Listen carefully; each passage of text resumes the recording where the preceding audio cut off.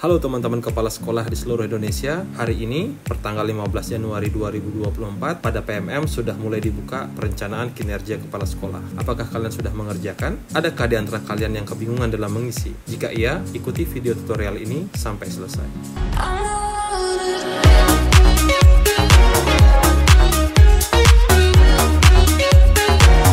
Selamat datang di YouTube channel Gus Kreatif. Pada kesempatan kali ini kita akan belajar bersama bagaimana mengisi perencanaan kinerja kepala sekolah pada PMM. Pertama-tama kita buka dulu aplikasi PMM baik pada smartphone ataupun pada laptop. Saran saya sih di laptop saja ya, biar lebih enak kita kerjanya. Kemudian kita cari pengelolaan kinerja. Kemudian pilih pengelolaan kinerja Anda. Di sini tercantum bahwa dari tanggal 1 sampai 31 Januari merupakan timeline kita untuk mulai mengisi perencanaan kinerja kepala sekolah. Untuk timeline lainnya silahkan diamati pada bagian bawah. Saya tidak akan jelaskan, kita langsung ke praktik pengerjaan. Pertama-tama kita klik mulai. Di sini kita akan disajikan data diri kita. Kita diminta untuk memvalidasi. Jika kalian rasa sudah benar, silahkan klik data sudah selesai. Apabila masih ada data yang keliru, kita pilih edit. Di sini kita hanya bisa melakukan perubahan pada bagian pangkat golongan ruang dan jabatan. Jika sudah benar, kita klik simpan. Kemudian kita lanjut dengan klik data sudah sesuai. Klik lagi, data sudah benar. Di sini kita dihadapkan pada perencanaan kinerja yang kurang lebih serupa dengan penilaian kinerja guru. Hanya perbedaannya pada guru ada 5 komponen, di sini ada 4 komponen. Komponen pertama itu praktik kinerja, komponen kedua pengembangan kompetensi, praktik ketiga perilaku kerja, dan yang keempat kita bisa melihat rangkumannya di sini. Pertama-tama kita akan melakukan cross-check bagaimana hasil raport pendidikan kita. Kita klik pada bagian ini, akan terbuka tab baru. Kemudian kalian bisa masuk ke raport pendidikan kalian secara lengkap melalui fitur ini, ataupun melihat hasil nasional pada bagian ini. Kita akan coba melihat raport pendidikan kita secara utuh pada menu bagian ini. Masukkan email belajar ID Anda. Kita akan cek di bagian sini, lihat data Anda. Oke, di sini akan muncul pop-up, ada 3 lampiran, kita klik-klik saja.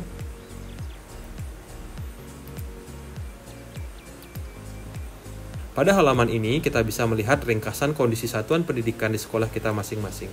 Tinggal kita scroll. Tentunya di sini hasilnya akan berbeda antara sekolah satu dengan sekolah yang lainnya. Ini akan menjadi dasar penentuan bagaimana kita melakukan perencanaan kinerja kepala sekolah. Kita akan kembali pada tab semula. Pada halaman perencanaan kinerja, kita dihadapkan pada 8 indikator dari dimensi kepemimpinan pembelajaran. Kita bisa pilih salah satu, mana yang menurut kalian bisa untuk dikembangkan.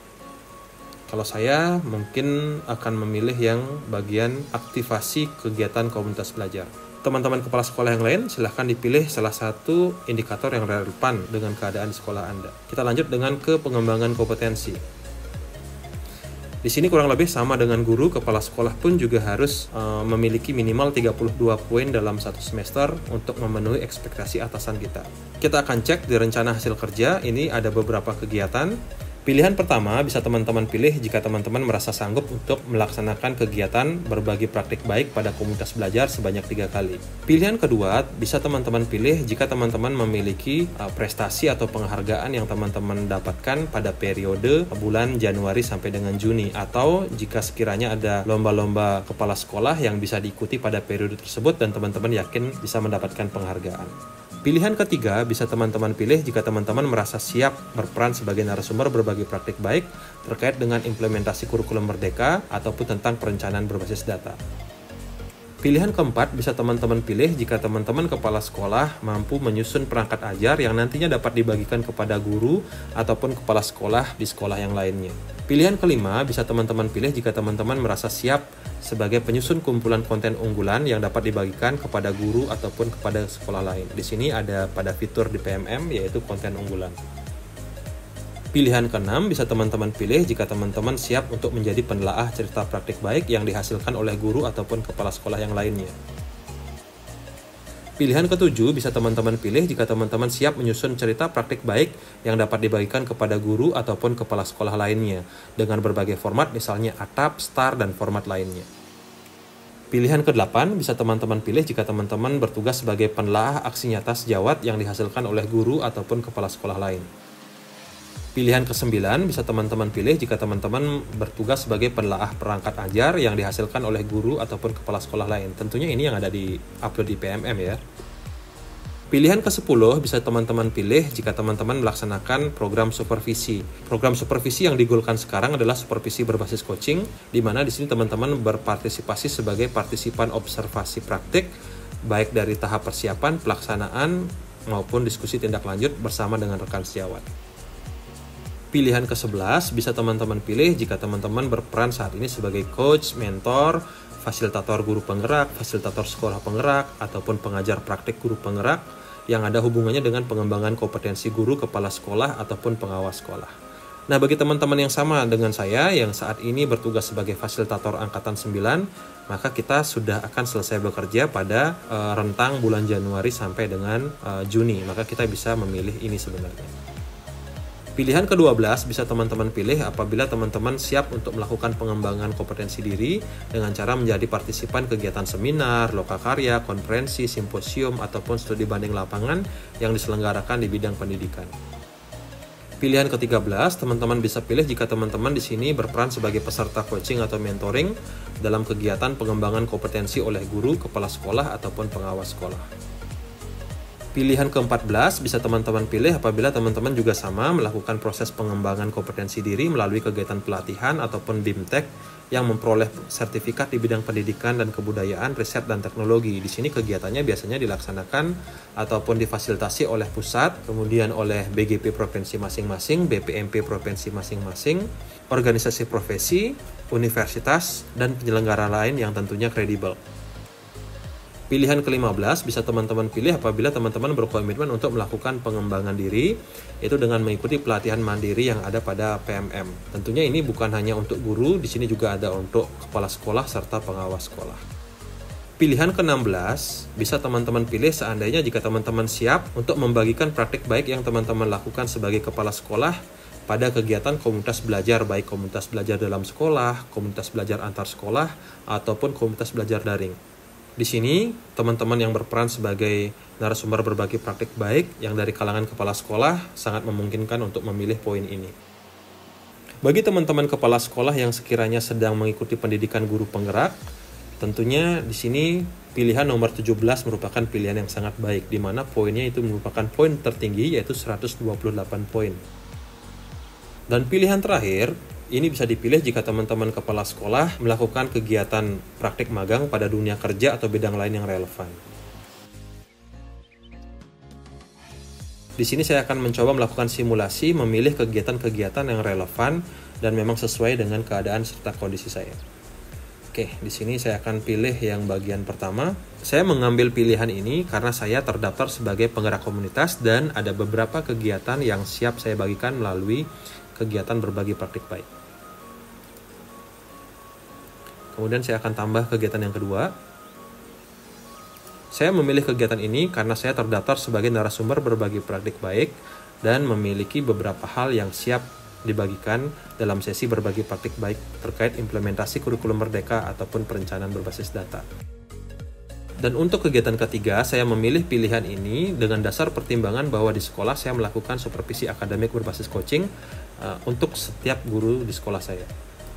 Sebenarnya kita bisa memilih 4 dengan alasan di periode bulan Januari sampai bulan Juni ada 4 kelas yang sudah melaksanakan kurikulum merdeka, yaitu kelas 1, 2, 4, dan 5. Tapi di sini saya takutnya tidak terkejar, saya coba pilih 2 kegiatan saja dulu. Kemudian kita cek apakah masih ada kegiatan yang bisa kita tambahkan. Pada kegiatan yang keempat, saya memilih pilihan ini karena saat ini saya masih bertugas sebagai fasilitator guru penggerak dan akan selesai sebelum bulan Juni 2024. 1 kegiatan saja, kemudian kita tambah lagi. Untuk kegiatan yang kelima, saya memilih pilihan ini dengan dasar pemikiran bahwa dari bulan Januari sampai Juni pastinya ada minimal 1 kegiatan yang dilaksanakan baik yang difasilitasi oleh pusat, BGP, BPMP, ataupun lembaga-lembaga lain yang kredibel. Oke, saya akan pasang target cukup 1 saja.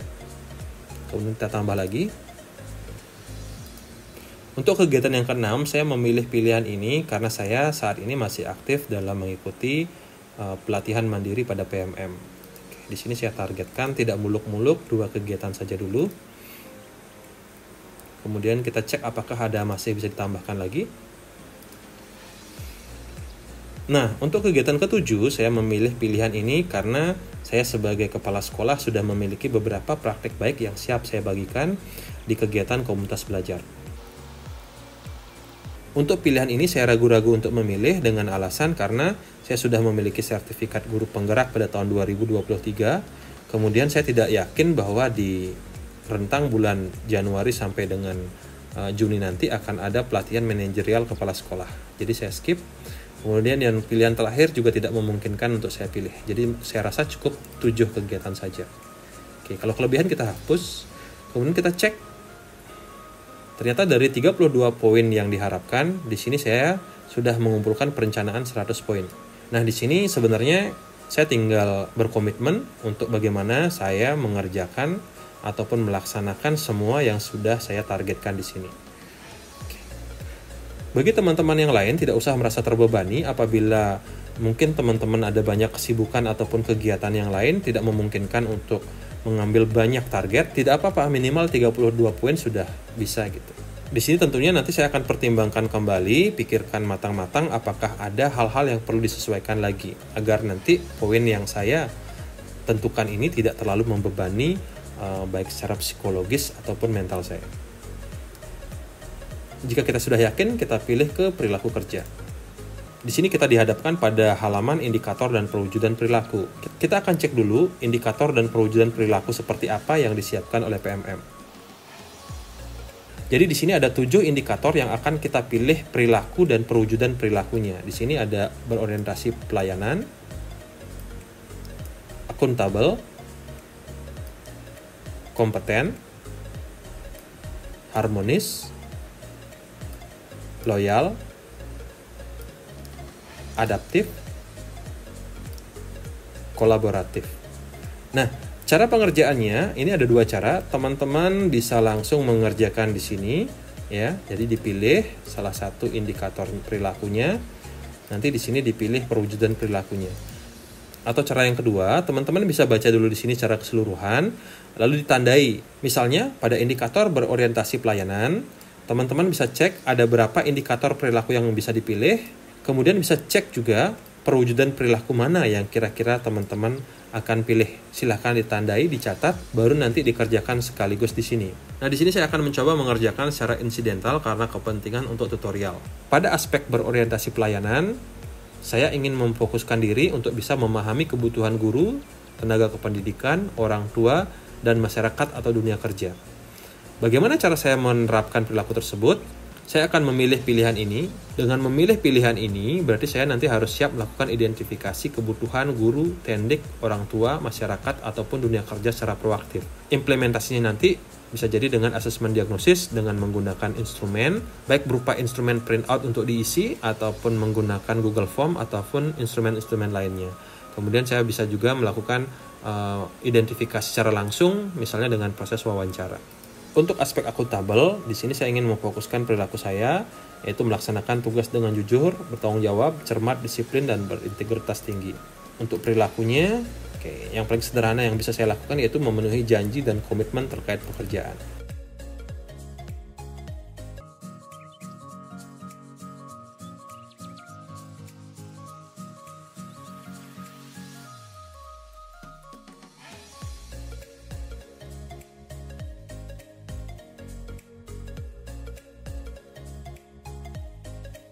Pada bagian ini, intinya teman-teman memilih apa perilaku yang ingin teman-teman fokuskan pada tahun ini dan bagaimana teman-teman menerapkan perilaku tersebut dalam kehidupan sehari-hari. Jika sudah yakin dan sudah lengkap, kita pilih ke rangkuman.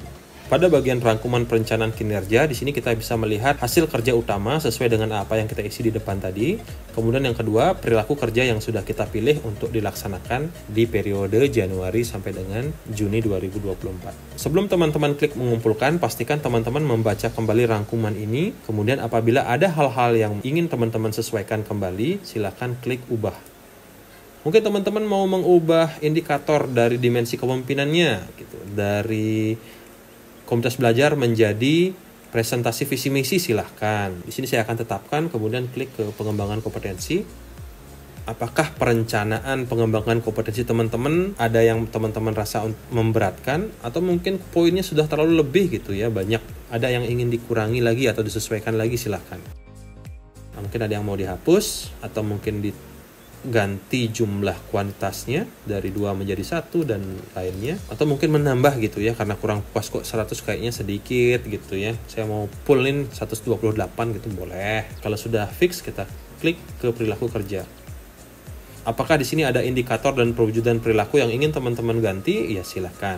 Kembali lagi, ingat kita cek rangkuman. Pastikan sudah semua sesuai, dipikirkan matang-matang. Apabila teman-teman ragu, jangan ragu untuk berkonsultasi atau berdiskusi dengan rekan sejawat, yaitu teman-teman kepala sekolah yang lain, ataupun ke pengawas, atau ingin menonton YouTube channel yang lain tentang pengisian pengelolaan kinerja kepala sekolah, boleh. Jadi memperkaya hasanah dan referensi kalian gitu ya. Kalau sudah yakin banget, baru klik kumpulkan. Oke, di sini saya tidak akan klik kumpulkan karena saya nanti akan koreksi kembali. Nah, sekian kira-kira teman-teman untuk pengisian pengelolaan kinerja kepala sekolah. Apabila ada pertanyaan, silahkan tuliskan di kolom komentar. Dan apabila teman-teman memiliki masukan, saran yang bersifat membangun, silahkan juga dituliskan di kolom komentar. Feel free ya. Demikian kira-kira kegiatan berbagi praktik baik dalam mengisi pengelolaan kinerja kepala sekolah. Akhir kata, saya ucapkan terima kasih. Salam.